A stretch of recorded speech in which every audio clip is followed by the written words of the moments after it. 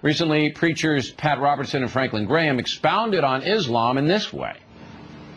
These people are crazed fanatics, and I want to say it now. I believe it's motivated by demonic power. It is satanic, and it's time we recognize what we're dealing with. If people think Islam is such a wonderful religion, just go to Saudi Arabia and make it your home.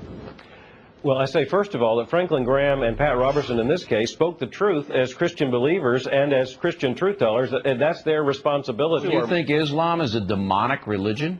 Well, would have to say, as a Christian, that I believe that any belief system, any worldview, whether it's Zen Buddhism or Hinduism or dialectical materialism, for that matter, Marxism, that keeps persons captive and keeps them from coming to faith in the Lord Jesus Christ, yes, is a demonstration of satanic power. So you're gonna go to peace-loving Hindus and look at them and say your religion is demonic, doctor? That's what you're gonna do? Well, you know, that's an historic Christian position, just understanding, like the Apostle Paul, that the spirit of this age is blinding persons from understanding the gospel. Can you point to me in Matthew, Mark, Luke, or John one time when Jesus looked at a Jew and said, you're in a demonic religion?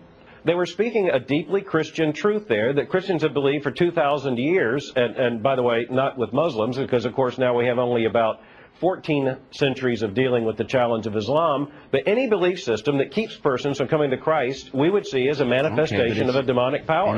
I don't know. Christianity's the weird one, though. You know, Christianity's such an odd religion, you know. I was raised that way, you know, and you just suffer for it. You know, the whole image is that, you know, eternal suffering awaits anyone who questions God's infinite love.